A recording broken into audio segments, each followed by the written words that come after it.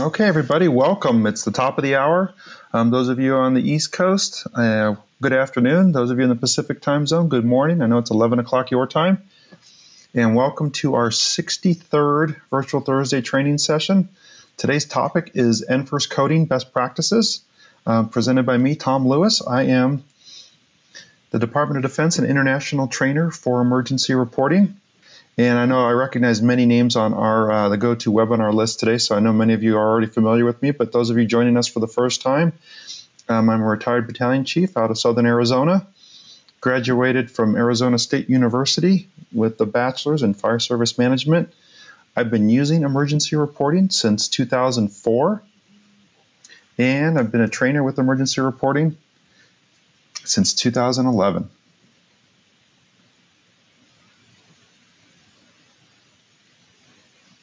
Just want to mention briefly our training opportunities coming up, and we've got regional training conferences that are available to you, on-site training, as well as online training. The on-site is typically department-specific, and online, of course, is department-specific as well.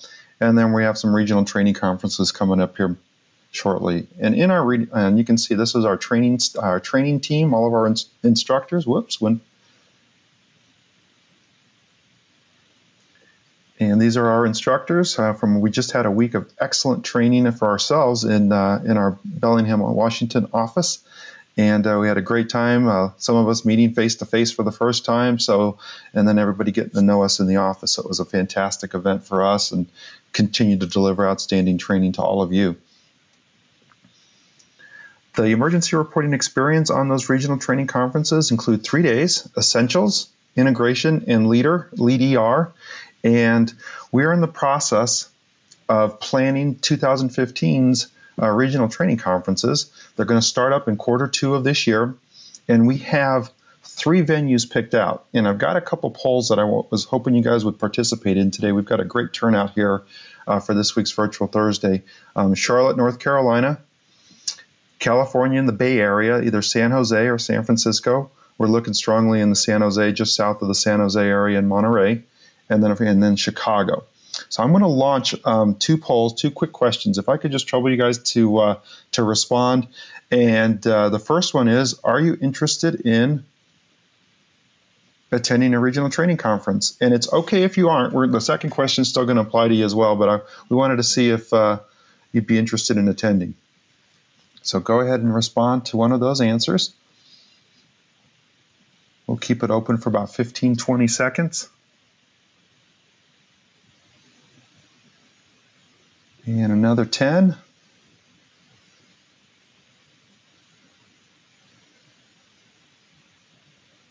And 5, 4, 3, 2, 1. All right, I'm going to close the poll and show results. So good. Some of you aren't interested at this time, and we're more than half are, so that's great. And that brings up the follow-up question this week.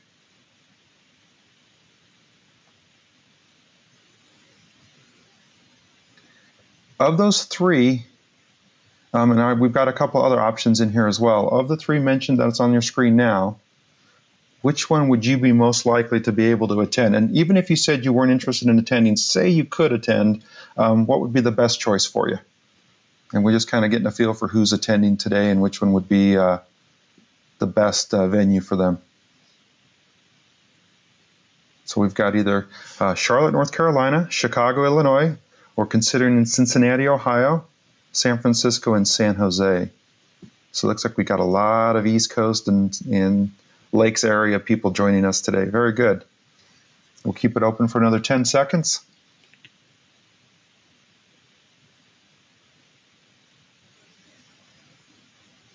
Thanks, guys, for participating. If you haven't voted, we've got 5, 4, 3, 2, and 1.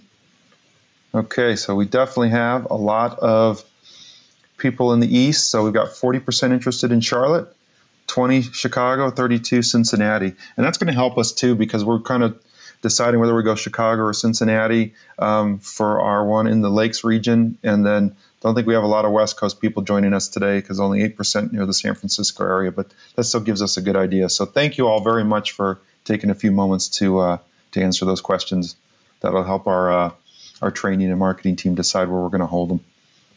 And I'll remember to hide results this time. All right, moving along. We'd like to welcome 42 new or upgraded customers since we had our last Virtual Thursday. This was back on January 15th was our last Virtual Thursday. So since then, we've upgraded or earned the business of 42 customers. And if you're one of those new customers, welcome to the emergency reporting family. This is you're joining us for what is just one aspect of the whole customer experience with our online training. So thanks for being here today to both our new and our long-time customers. So thank you, everybody.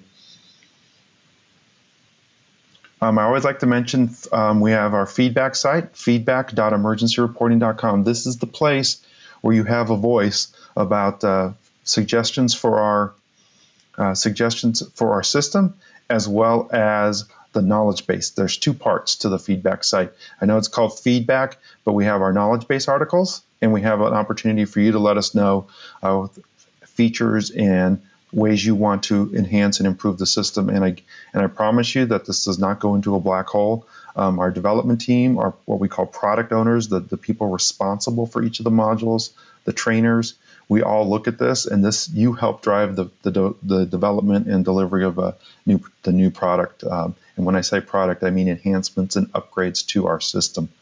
So please take time, if you haven't bookmarked that site, to do that at your earliest convenience.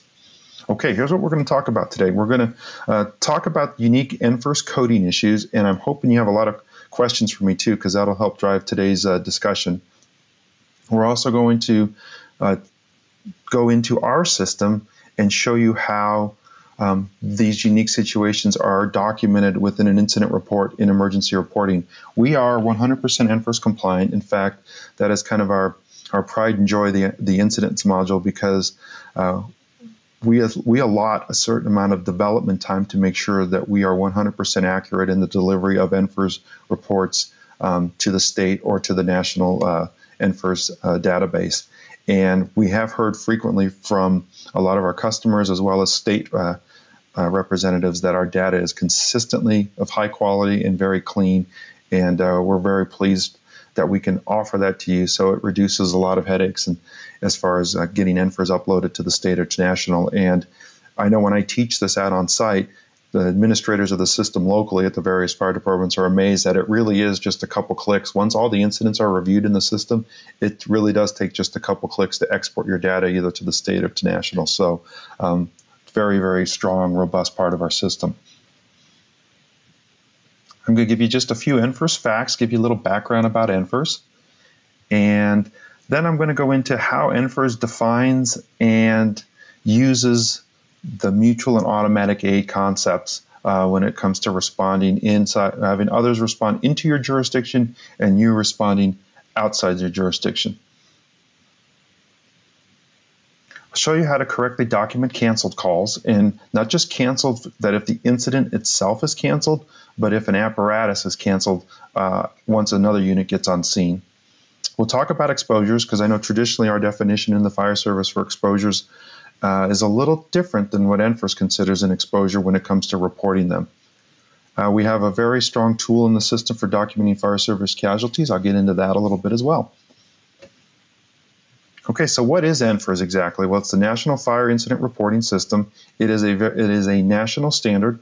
It is the world's largest database of fire incident information, and it's almost better to consider it all hazards or all incident information, because it's the older versions of NFIRS was exclusive to just fire calls, but NFIRS 5.0 is considered a all hazards reporting database. So, of course, a lot of departments are concerned of should they report their EMS, should they report special duty calls. Like I know my department, we pick up a lot of snakes, and so yes, they want all the data reported to them for every incident that a fire department responds to, regardless of whether or not it's a fire or not.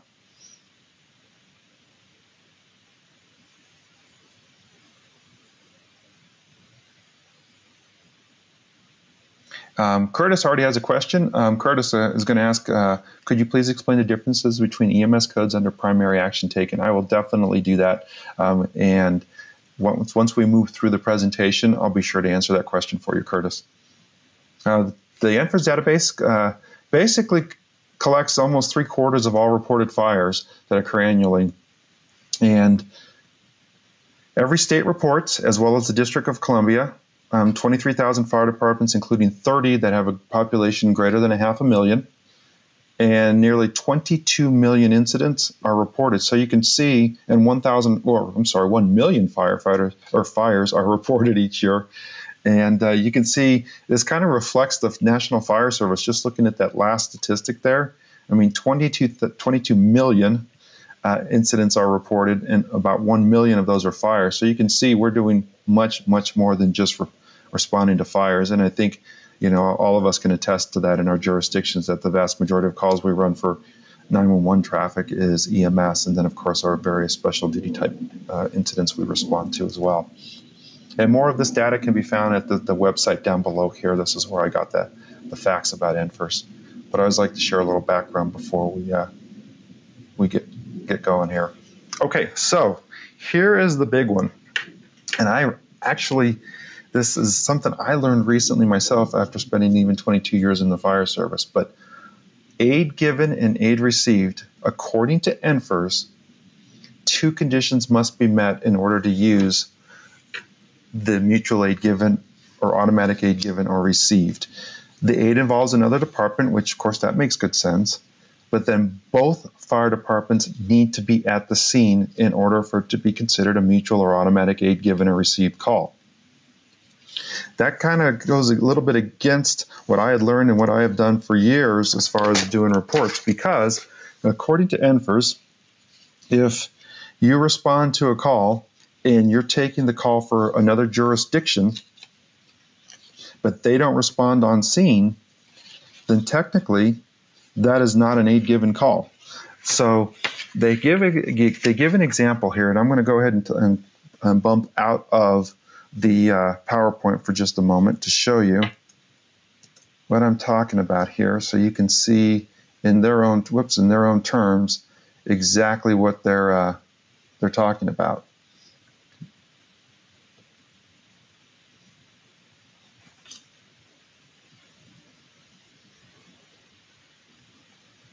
Just a second to pull that up. And this document, you can get it on their website, and I will be glad to email you the link to it as well. But it's the NFIRS Coding Questions Manual. So what I'm going to do is go down to question 1.21. And as you can see here, when a fire department responds out of its jurisdiction, when is it not aid given? So again, those 2 conditions are listed there that I had mentioned. But if you look at these, what they call negative examples, or what I would say examples of when it's not truly aid given or aid received, we look at these 4 examples. So if you assist another fire department but get canceled before arriving at the scene, no aid is given because both fire departments are not at the incident. That one makes pretty good sense. And then if a fire department receives help from a non-fire service EMS department, so it's law enforcement or it's just EMS, no aid is given or received according to NFIRS, because they're concerned primarily about fire departments helping other fire departments. And then these last 2 I think you'll find interesting. If it's dispatched to handle an incident, if a department is dispatched to handle an incident in another jurisdiction because the other fire department is unavailable, no aid is given or received because both fire departments are not at the incident. Only the fire department that responds to the incident completes an NFIRS report. That's the one in yellow. And then in green, and this one, I'm sure we could probably have a discussion about, and chances are I'm going to need to contact NFIRS to get a little clarification on this, because as you read it, if a fire department is filling in at another fire department station and responds to a vehicle fire, no aid is given or received because the department that is covering becomes resources of that other department, and only one department is at the incident. The department that is filling in completes only one NFIRS report for its FDID during its stay at the other department station. A cover assignment was considered the report type. All incidents during the cover assignment are recorded under the other department's FDID. Now, I struggle with this one, and I'm not going to be able to give you all a very solid answer, and maybe some of you that have run into this before can help me out. My concern with that is if I go and cover, my department goes and covers another department station, which we've done, and I run traffic in their area, multiple calls, historically I have counted those as separate incidents in that jurisdiction, to be sure, but I've run that call. But according to NFIRS, they want it to be recorded under the receiving department's FDID. And I say receiving, I guess in this case, let's say I'm Department A covering Department B. They want it recorded under the Department B's FDID. That's a challenge in our system to be able to do that, because each of our accounts, each of our customers has a unique FDID. And so if I'm covering another department's area, I could absolutely enter that incident, no problem, in emergency reporting. However, it's going to be counted as my FDID. So this is something I'm going to ask NFIRS about. But I wanted to bring it up just in case any of you have encountered it, or if you have any suggestions on how to tackle it. But as I read this, I found it very interesting, especially since to me in the past I would have called this an automatic aid call. But technically, you got to have both departments on the scene for it to be an aid incident. So wanted to share that with you guys and see if you had any thoughts on that as well. We'll go into the system here momentarily to show you how to document aid given and aid received on a true mutual aid or automatic aid call.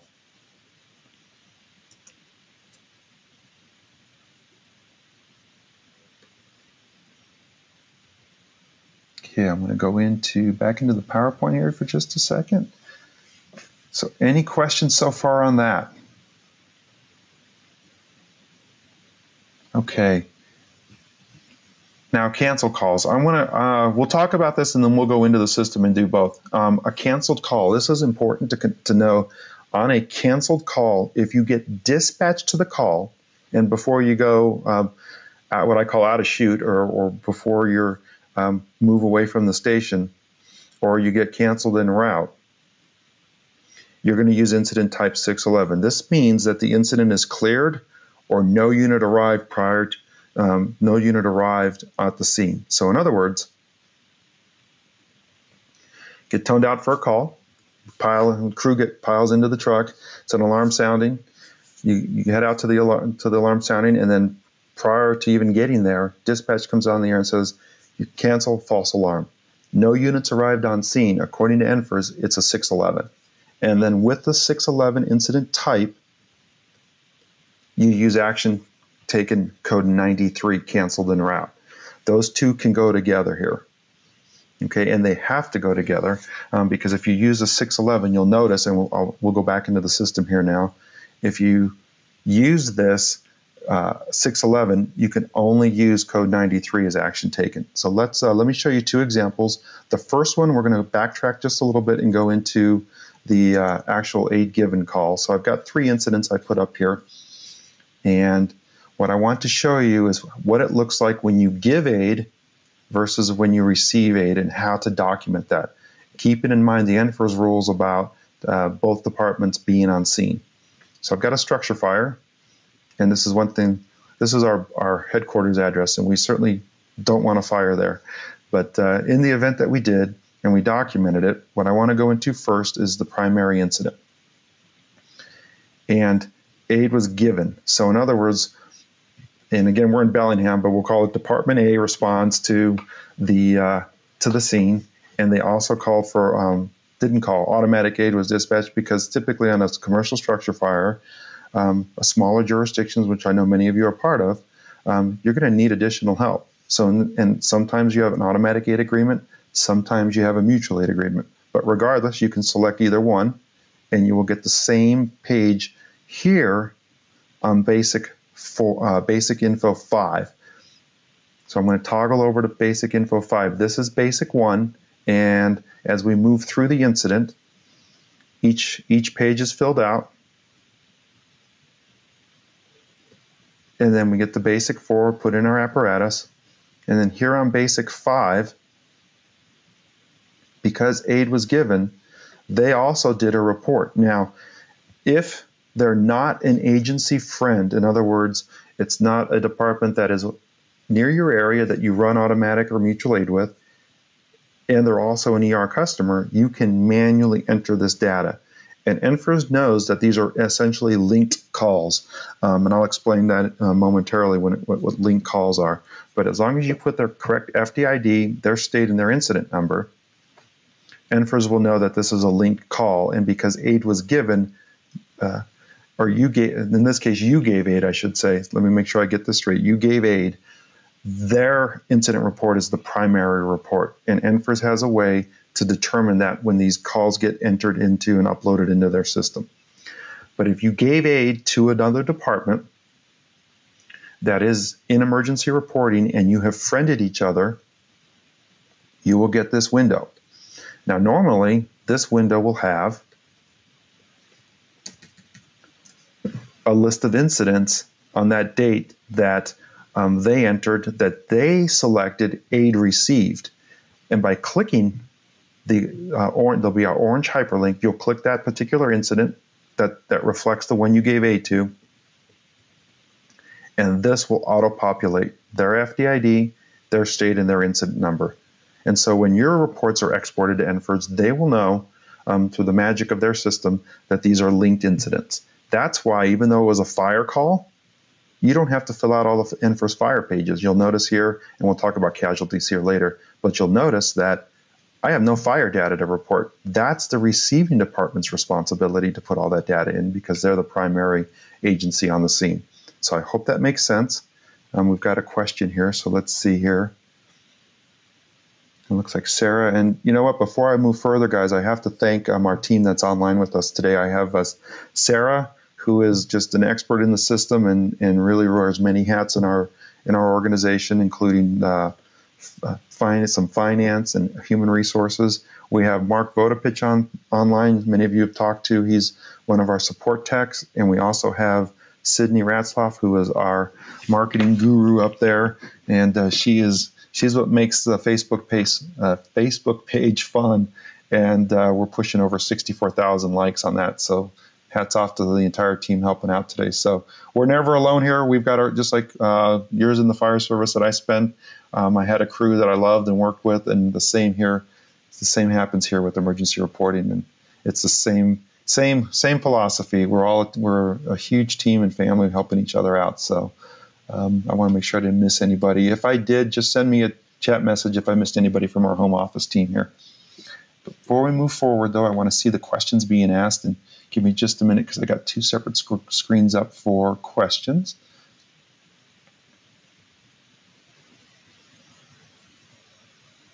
Okay, when you ask NFIRS, could you inquire, this is from Lisa, could you ask NFIRS about instances where there is a jurisdictional question and a department is dispatched into another jurisdiction in error?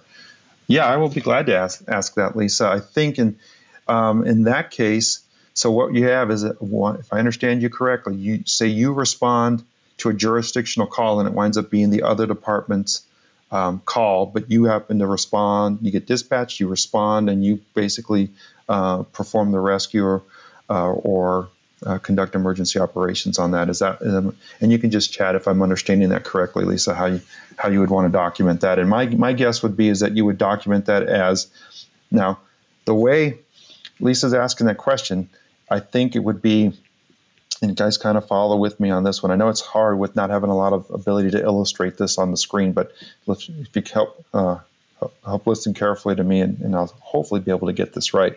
So she goes to a call, and she responds, it's jurisdictional. It actually isn't her area, and she helps out in another department's area, a jurisdiction. Technically, according to NFIRS, and if that other department's not on scene, that incident needs to be reported under that department's FDID. Now, I know historically we reported that under my department's FDID. So according to NFIRS, I would be wrong in doing that. So I'm going to find out, what the verdict is and if there's some flexibility in that, because it's very difficult to toggle on and off different FDIDs if you're not following the rule, if you don't have both departments on the scene. For a true automatic aid. So I will find that out. That's a really great question. And Lisa says, yep, that's right. Whose FDID do we use? Okay, good.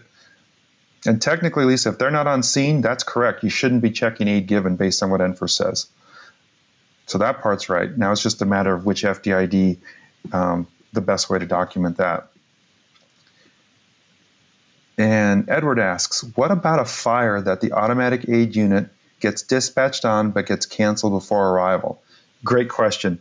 That is actually one of the questions in the coding guide here, and I will find it. If you get canceled, then they would report you as a canceled before arrival. And give me just a second to find that, because there's so many variables here. So question 1-27. So let's go over to that. Okay, our department was dispatched. So Edward, just verify with me that I've got this right. Our department was dispatched to assist another department. However, we were canceled before arriving at the scene. How should we code this? Since you never arrived on the scene, no aid was given. For aid to be given or received, 2 conditions must be met, the ones we talked about. So you wouldn't have to report it. Now, what's interesting, and this is because I say this because it's never black and white here, and even though it looks like it in NFIRS, and I would have to ask them, because I know some departments want to track that, right? So technically, you want to have that as basically a 611 in your jurisdiction, so you can at least document that you were canceled, dispatched and canceled before arrival. I don't think you'd be wrong to document like that for your department. However, I don't want to speak for NFIRS. I just know historically, because that was a call we were dispatched on, but we never arrived. So I would document it as a 611 with a 93 action code. So see what you guys think about that. But that's how I've done it. But what I don't want to do in this conversation is go way all out, completely outside the box with what NFIRS expects. But I think that would be justified and certainly accurate. Because what I'm trying to balance here, and I do this all the time when I'm teaching, is we've got NFIRS needs, and that's kind of what today's topic's all about. And then we've got departmental needs for reporting too. And sometimes, not often, but sometimes they could conflict. And this is a possibility of one of them. So I've got some questions to ask NFIRS, and I'll definitely do that. All right, let's move along. Don't want to get too far off track here. So we're going to we'll still answer everybody's questions, but what I want to do here is, so this department gave aid and they put this information in. Now, if they received aid, let me show you the difference now. On the if you're receiving aid and it's a fire call, look at the top of my page and you'll see the pages expand, the dynamic pages expand. Okay, now I'm the primary agency and I have to put in all of this information because I'm the one receiving aid. So these the various pages for the fire module and the structure fire module open up, and I'm responsible for putting that information in. The other thing that will also happen on Basic Info 4, and it did not occur because the other department has not yet entered their apparatus, but when those incidents are linked, you will see down at the bottom here in black, which means it's not something you as a user can edit. You will see at the bottom their apparatus that responded in black. And that's another indicator that the 2 incidents are linked. And that will be only if you're agency friends. So just keep that in mind. This doesn't preclude automatic aid from being given or received. Just some of that information won't appear if you're not running with another emergency reporting customer. So I hope that makes sense. So automatic and mutual aid, is that about as clear as mud? So we've got the way to do it here, reported here in the system, and this is all NFIRS compliance here. This particular drop down in Basic Info 1, and depending on what you pick here on Basic Info 1 will determine a couple things, actually 3 things right off the bat. If it's your incident and you receive aid, you're going to be responsible for all of the incident data collection. If you give aid, the department that you're giving aid to is responsible for all of that data. And then, of course, the dynamic pages will open or collapse based on what you choose here on the aid given and received. Okay, good stuff. Moving along. Okay, cancel calls. Type 611 and type 93. So what does that look like? when you have to document that. That is in this incident. So here, basic info 1, I was dispatched and canceled en route. So what happens here is these incident codes will come up, and these are all NFIRS codes, and I know all of you are familiar with that. And one other trick, I know if you've been with me before, a lot of times, especially on the uncommon calls, if you're looking for keywords on any web page, if you are on a Windows machine, you can hold down the Control button and the F button, or on a Mac, it's Command F, and you'll get a little search window. And you can type in the words. In this case, I'll type in, I don't want motor vehicle, we're going to go with canceled. It will show me every time that word appears, or those sequence of letters appear in that particular page, so I can quickly find things. And this applies not to just emergency reporting pages, but to all web pages. Every web browser has this function. Some appear at the top, some browsers, the actual search window appears at the bottom. But this was 611. Now when I go into my action codes,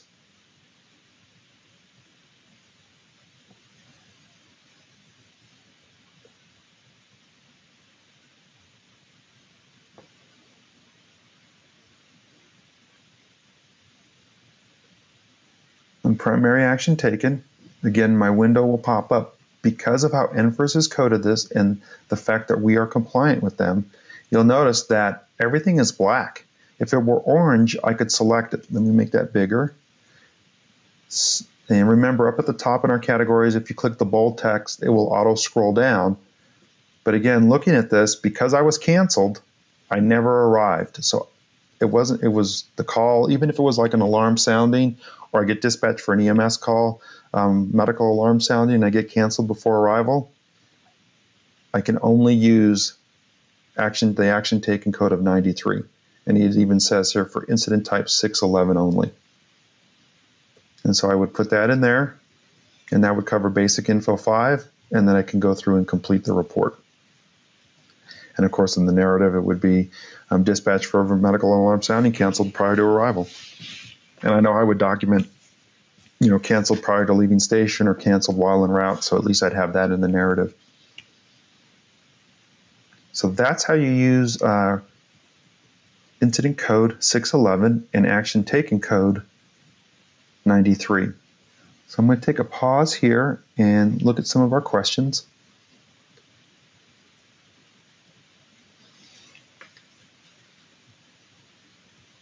Okay, Chris has got one. Give me just a second here, Chris, to see your question fully. After a couple major wildland fires, we will regularly get called out on smoke reports for campfires or water dogs. How do we handle reporting these, or do we just not report them?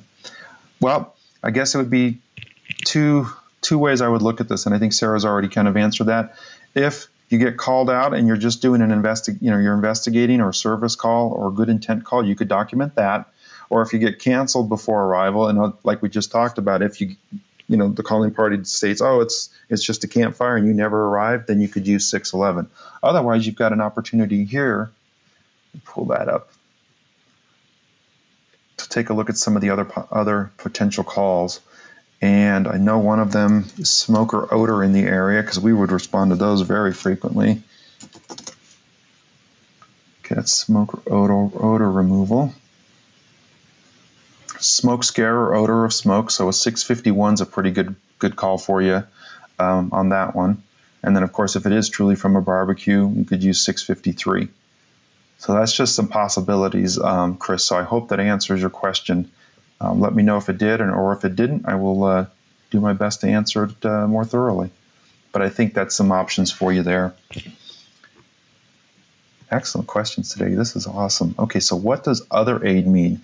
John, that's a good one, and I'm going to look that one up because I want to give you the right answer on that one. So give me a second there, and I'll be able to tell you, because I've got the NFIRS guide up. And so other aid, and how does that come into play? All right, if you guys don't mind, I'm going to bring over the NFIRS guide, and we'll take a look here.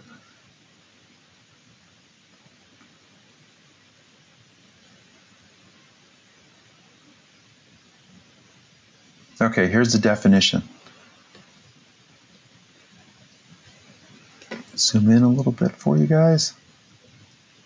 So check or mark this box, or in our case, check it, if your department covers and responds to another jurisdiction or locale that has no fire department. So if you were to respond to an unincorporated area or an area that has no fire department, a locale, not your jurisdiction, another jurisdiction, then that's how other aid would be used. And that's the first time I've ever had that asked, so great question, John. Yep, it's another jurisdiction with no fire department. Excellent. Sorry about moving back and forth between different documents here, but this isn't like a direct process in our system today, so I'm kind of going back and forth to give you guys the best possible experience. Okay, let's talk about exposures. Craig, I will get to your question, and Curtis, don't worry, I won't forget about yours on EMS codes.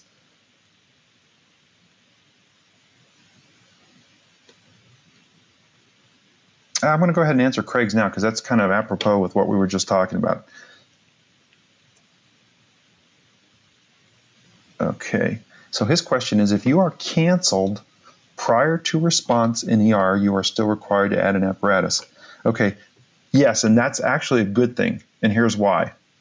Because NFIRS still cares about the cancellation. So here, what Craig's asking, you'll notice here, by selecting 611, that apparatus is this box is automatically checked. And this brings up another great point too, is that say you have multiple apparatus going to the scene, one gets there but doesn't need the other unit to arrive because they can handle it.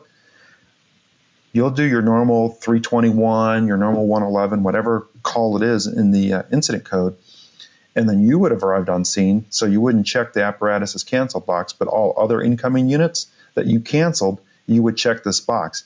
In this particular case, because it's a 611 call and you were canceled the primary unit, nobody from your department ever got on scene, this box gets checked automatically when you choose 611. And yes, he's correct that our system does require times, but so does NFIRS. It still wants the alarm time, dispatch date and time, en route, but you'll notice when it's canceled, it cares about the cancel date. Now, one thing you'll see here is this in-service date. Don't worry about it being red. That's a NEMSIS requirement. So if you're an NFIRS only department as an ER customer, this will be black and not required. But just know that for NFIRS, it'll turn this on red, and you'll have to put in the cancel date and time. So if I uncheck this box, and I can't because it's a 611 call, but say it were a 321, then NFIRS requires this one, the cleared scene date and time. This turns black, the cancel date, cleared scene turns red. So I hope that's clear, Craig. Let me know if that didn't answer your question. Awesome, good. You're very welcome. Okay, now exposures. Let's talk about exposures. Let's see, we're about 20. Wow, this is flying by. Okay, great questions today, guys. Thank you. Reportable exposures. So that's kind of the key word here, reportable. It's kind of like in hazardous materials, you have a quantity and then you have a reportable quantity. So in NFIRS, their definition, and I kind of paraphrased it down, but you can see it on page 3-7 of the NFIRS Complete Reference Guide. A fire resulting from another fire outside that building or vehicle, or a fire that extends to an outside property. Like, wait, what? What does that mean? So I know historically, I know I did at least, in the fire service, an exposure for me is a structure that's near a working structure or vehicle fire. It is not yet involved. That's why we pull an exposure line to protect the exposure. But in NFIRS, that definition is not necessarily the same. In fact, it's different in the sense that, yeah, it's an exposure. For us, we're protecting an exposure. But if that exposure ignites, catches fire, it is now a reportable exposure. So what that means is a fire at building 100 West Main Street ignites a building at 102 Main Street. 102 Main Street is exposure 1. The primary incident is 000 or 0. It is the initial incident. Okay, so that's one example. Example number 2 is a fire in a building at 100 West Main Street ignites a parked delivery truck. That delivery truck is an exposure and requires it's a separate report, but I'll show you how it works in our system. And then example number 3, a fire in a restaurant in a strip mall at the same address extends past a firewall, or what NFIRS defines as an internal separation, and ignites a computer store in the same strip mall. That computer store is an exposure. Now, if another example that wouldn't be an exposure is if in a strip mall you've got a restaurant that extends into a packaging store with no firewall between the structures. That is not the packaging store next to that restaurant would not be an exposure according to the definition put forth by NFIRS. So how do we document those here?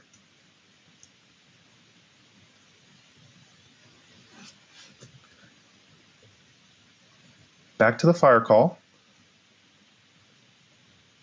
Not that one. This one. You'll notice that I can add a new exposure. So based on those definitions from NFIRS, if I had a delivery truck or a building next to the initial building that caught fire, I simply add new exposure. And what's nice is it opens up another incident, but it is the same incident number, right? Because if you're on a call, it typically is the same call. It's just now spread to another structure or another vehicle, and you were at the scene to begin with. So you can put in what type it is. So say in this case, it was the primary or the zero, what I call the zero exposure. The initial incident was a structure fire. But now we've got a fire in a mobile property, say a motor home. I click Next, and now I complete that same report for the other building or vehicle that was burning. And I know a question will come up is, what about apparatus? That's okay. It lets you use the same apparatus and the same people that were on the primary call. We have had a feature request put into our system that you could put in, let me back up here. The feature request was that automatically fill the primary apparatus that responded to exposure 0 to automatically fill in exposure 1, 2, 3, or 4, whatever, how many number of exposures you have. You still have to manually enter that data. Now it's possible, and I would have to check with our Josh, who's our CAD guru at the office. It is possible that some of this data may come over from the CAD, but I'm not certain of it. And in that case, then some of these times would automatically populate. But in this instance, you would have to manually enter that same apparatus with the same people. It will not prevent you from using the same apparatus and people from the initial call. And in fact, if you wanted, you would use the same times too, because typically the alarm dispatch and route and arrival will be the same time. And frankly, probably the cleared scene time. And you'll notice here that's red because that unit wasn't canceled. The black cancel date here is not a required field because, well, they arrived at the scene and were never canceled. A couple questions here I think that are relevant to what we're talking about. Yes, would a vehicle fire inside a garage that ignites the garage be the same incident? Excellent question. It is my understanding that, yes, it would be considered an exposure. Let me verify that, because exposures, based on the definition, if it starts in a vehicle and spreads to the garage, the vehicle is exposure 0, and the garage and the house is exposure 1. Is how the report, based on NFIRS definition, it should be written. So, and the other examples that they give is if a heat, the thing that occurs if heat from a fire resulted in the melting of like aluminum siding or plastic siding, vinyl siding on an adjacent home, and that home still had a dollar loss associated with that, which of course if it melts siding, there's going to be a repair cost. It is not considered an exposure. You document that in the primary incident, the exposure 0. NFIRS says that it has to have actual flame damage. So if the nearby property is damaged due to water, heat, smoke, or other fire control operations, you would notate that non-fire loss in the remarks or the narrative of the main report, exposure 0. So it has to sustain active flame damage for it to be considered an exposure. And this kind of goes along with Timothy's question. A vehicle catches fire on a parking ramp. 2 other vehicles catch fire from the first vehicle. Are these considered an exposure or a single incident? So they state that this calls for some judgment. So maybe, Tim, I was kind of maybe wrong on the vehicle catching fire inside a residential garage. In the judgment here, and I'll be honest, when I've done reports where there's been a vehicle fire that spread to the house, it was 1 exposure 0. I think NFIRS would be okay with that. And it says here, if the cars, and in this case, let's kind of take this out to residential, right? If the cars on the ramp are in a general parking facility and they have separate owners, treat each vehicle as a separate fire exposure. However, if it's a fleet of vehicles, say a rental car fleet, and they all have the same corporate owner, they may be all treated as a single exposure. So I'm going to retract what I said earlier, because NFIRS can get me confused sometimes too. So Timothy, I would say to your question, a vehicle fire inside a garage that ignites the house or the garage, I would probably put that all under as a single incident, exposure 0, without additional exposures. So I think that answers both Timothy Jasper's and Tim Stuckey's question, I'm hoping.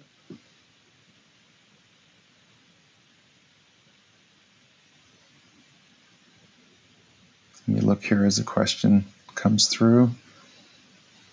Okay, Molly adds, it depends on the garage if it's attached or not. Well, that's very true. If it's part of the residence, then it's certainly a structure fire and a single. But if it's not, and again, this could be an address based too, but also if the garage is a standalone garage and fire starts there and spreads to the residence, then you have 2 exposures, the way I understand it. These are great scenarios here.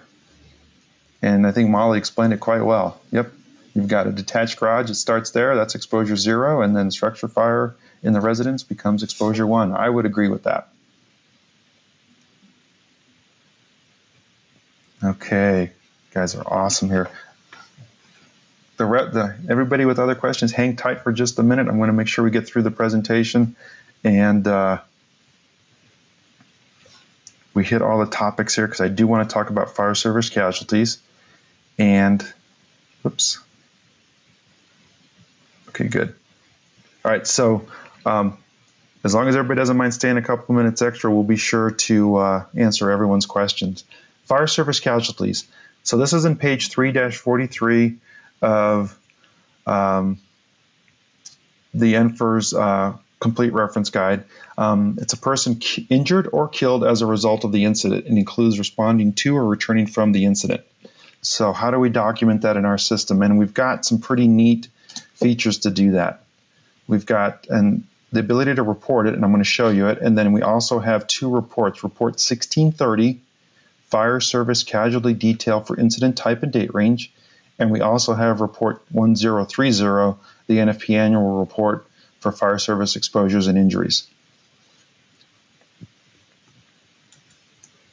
We're not done yet, even though that's the last slide. Let me go over to, okay, back into the system here.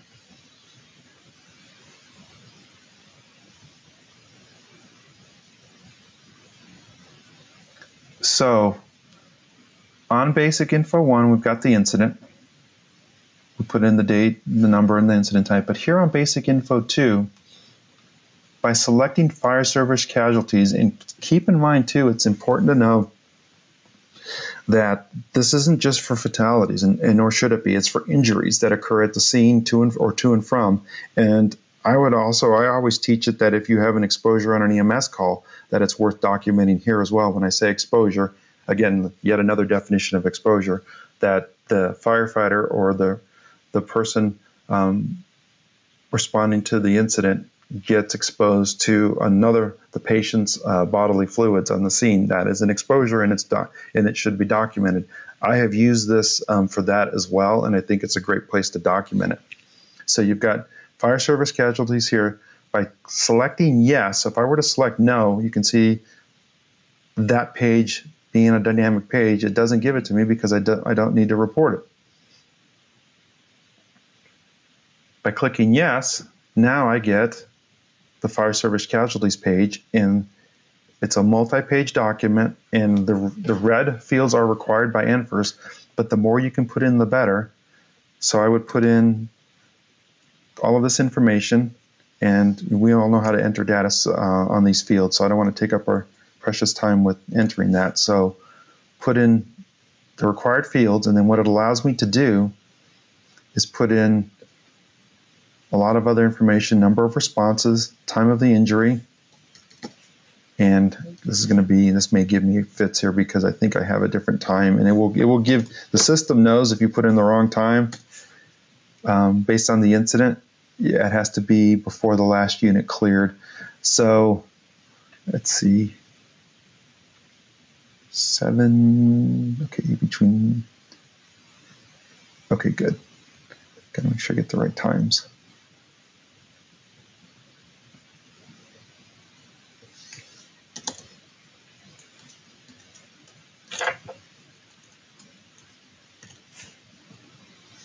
Their assignment, physical condition prior just prior to injury, severity is required, if they were transported or not. Oh, I know that's right. Come on now.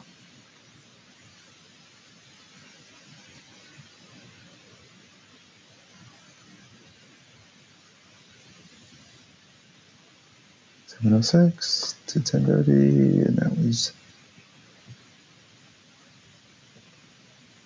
yesterday. Okay, we're going to do this. So then you've got the activity, and the primary apparent symptom is part of what the NFPA report uses. So that will give you a pop-up window with fields that you can select based on the injury sustained at the scene.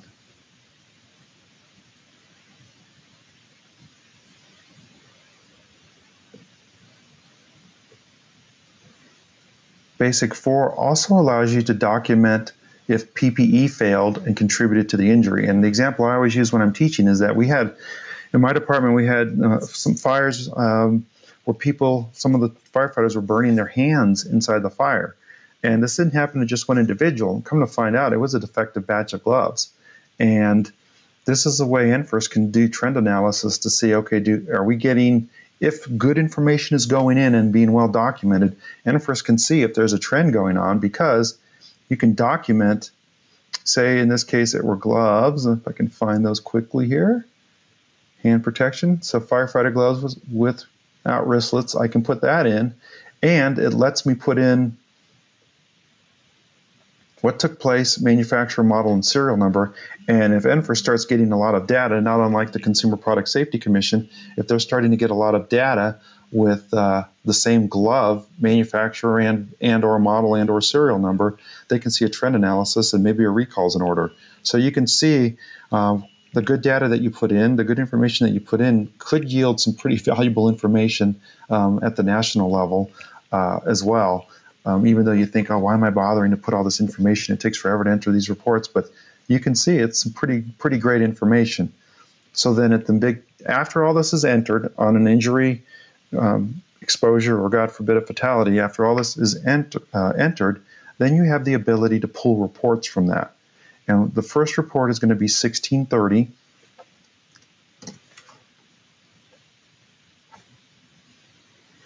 And I'm hoping I have something here, and we'll go to year. I think I do for 2013, if I remember correctly. So yes, it gives the chiefs the ability to see at a glance all of the casualties that took place in their department for the time frame that you select here in the parameters window. So I wanted to show you that one, and then I also wanted to show you the NFPA one. What did I say that number was?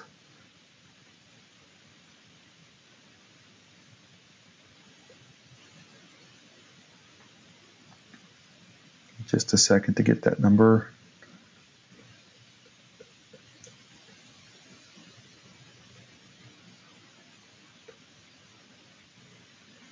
$1031, I believe, 1030. So then here, 1030 gives you the NFPA report for the same year. It's by year because it's the NFPA annual survey, but based on the code put in here is the severity, the apparent symptom. That's the code that gets into this, that ties in with the NFPA code of 1, 2A, 2B, all the way to 9.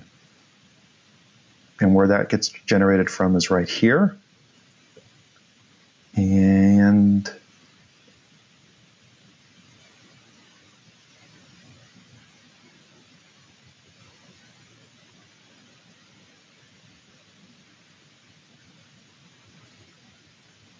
page 3, primary apparent symptom.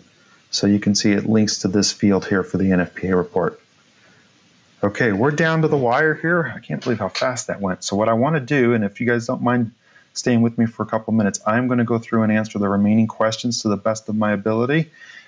Starting at the top with Curtis, could you please explain the difference between the EMS codes under primary action taken, the 30 codes, the 30 series codes? Yes, I will do my best on that, and I will also pull up NFIRS definitions of them as well. So what he's asking for is on this page here, primary action taken, and of course it can be additional actions taken too. Pull that up and bring that over. So if I understand Curtis's question correctly, he wants the explanation of these 30 series codes here for action taken. So instead of me trying to just give you my best explanation, which hopefully would be right, I'm going to go over here to the NFIRS guide, and we'll just do a search for that and hit that really quickly.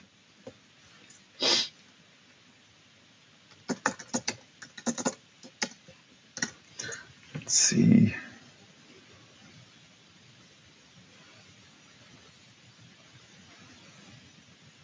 Okay, so it's first aid, check for injuries. Well, it doesn't give us much more than I thought it would give me more than that here. So the 30 series, BLS, ALS, and that is going to be probably Department of Transportation standards, because that's who governs EMS in the country. And then transport a person from the scene in fire service or ambulance or apparatus. I'm going to go out on a limb and say that this one would be that they didn't require care, but they rode in the ambulance for whatever reason, or an apparatus. They had to be taken to a facility or transported away from the scene in a fire service, ambulance, or apparatus. So it could have been a rescue type situation, or no ambulances were available and they had to be transported, but did not necessarily require BLS or ALS care. Let me see, give me just a second if I can find a better explanation for you, because again, I'm used to being an ALS provider. I kind of know the difference. Yeah, it doesn't give me much more. Interesting. So, Curtis, I'm sorry, I don't think I can give you more than what NFIRS is giving you here, other than it's kind of your jurisdictional based on your region. Okay, let's see other questions here.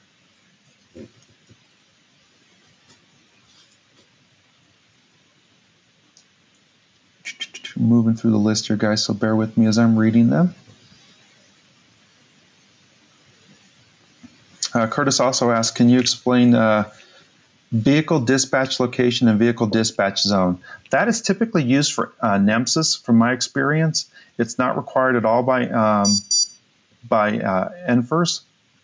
And these are, we've got apparatus or locations built into our system. So if you have EMS, the EMS component of our system, you can have where the vehicle was dispatched from. So if they respond from, say, a hospital, they transport to a hospital and they respond from a hospital, you can document this and then pull up reports from where they were dispatched from, and then the zone they responded to, and the GPS as well. I have not seen this used frequently, but I believe it is more tied to the NEMSIS, the EMS reporting. Some states require this data for ambulances that are being used, or medical transport vehicles that are being used in a jurisdiction. Okay, let's see. Bob says, I've noticed that if you hit intentional in the cause of ignition, the arson tab is then highlighted. What about a legit burn pile not meant to be malicious that has gotten out of control? Really good question on that one. Let's go back over here. And I know, guys, I understand we're at the top of the hour, so if you have to go, you won't offend me at all. I just want to stick around and make sure I answer the questions that have come up before everybody leaves. So if you have to go now, thanks so much for joining us. This was a really fast and really excellent session, so I appreciate all of your questions and your participation. But like I said, I won't leave until I get all these questions answered to the best of my ability. And if there's things I can't answer, we'll track them down for you. And if you'd like to, I will also, everybody that was an attendee on this list, I will send you a link to the NFIRS complete reference guide as well as their coding guide. Okay, so cause of ignition. What he's saying here, I need to go back out.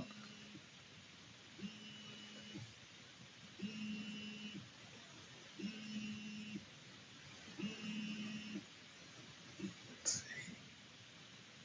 Whoops.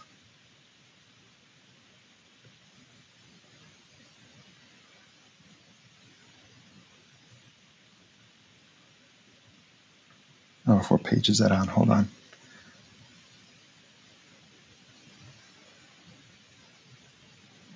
I think I probably had it to begin with.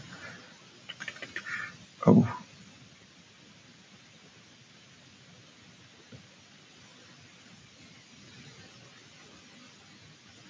Sorry, guys. I know this page, and it's escaping me altogether right now. Where? Hey, Tom, this is Bob. Hey, Bob. Hey, I just jumped in here a little late, but I answered Bob Tony's question. I sent him an email. Oh, okay, good. You don't have to spend a lot of time on this.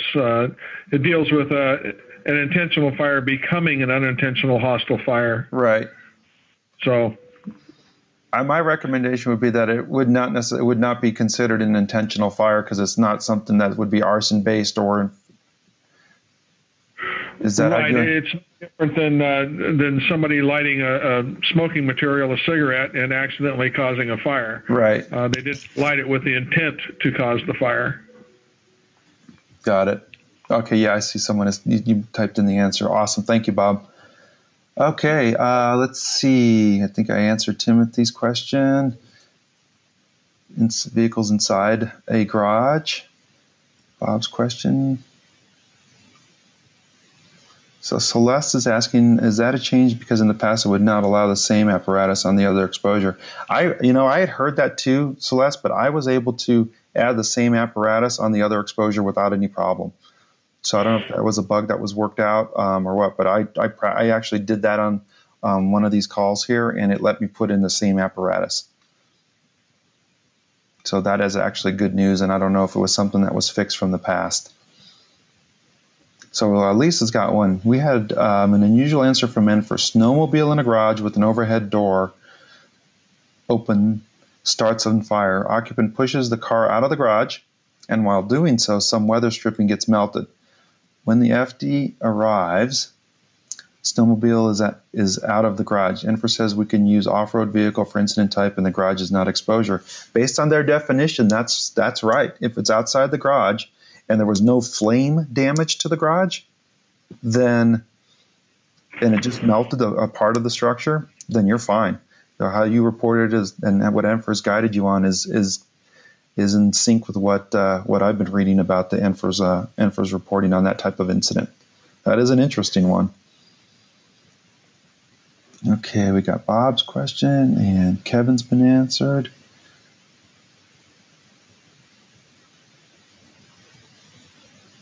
Let's see. Good point, Molly. Let's see. Any fire service injury should be recorded by an NFIRS report. Yes. The example given is a firefighter cuts himself while cooking. An incident should be generated. Absolutely, all injuries, and I'm glad you mentioned that, Molly, because if a firefighter is injured on a training incident at the station, but not on a call, you would want to generate a report for that. So an EMS call, basically, for that firefighter, because NFIRS wants that documentation. Absolutely. Yes, glad you mentioned that. And what is my opinion on how to code a treehouse fire? Well, since I have never had a treehouse fire, let's take a look. So, would you call it a structure? It's not a mobile property, not natural vegetation. You might argue that if it's just the treehouse and not the tree, it could be a special outside fire. Let's see. If anybody else wants to chime in based on these, I would be leaning towards, because I mean, it's not really a mobile property used as a fixed structure. Definitely not a mobile property. Just like any other outbuilding fire. Yeah. It just happens to be elevated. Fires, well, maybe a 112 fire in a structure other than a building. Right. That might be one to consider. I wonder what everybody else thinks on that one. I don't know if there's another one that would be as applicable, but certainly mobile wouldn't qualify. And since it is an enclosed special outside fire, outside mailbox fire, so then maybe special outside fire, 160 could be a possibility too, I think. Those would be the two I'd look hard at. 160 and 112. Yeah, again, I think I would lean towards the 112. Yeah, fire in a structure other than a building. Yeah, and Chris is right. It's a structure. I mean, it really is. So.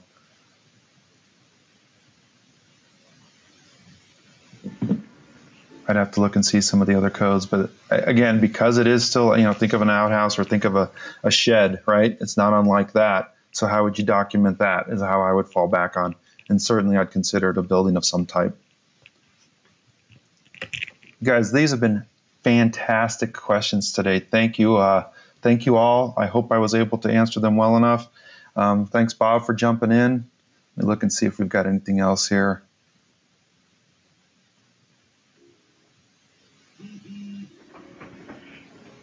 All right, I think we can call it a wrap for today, unless anybody else has any other questions.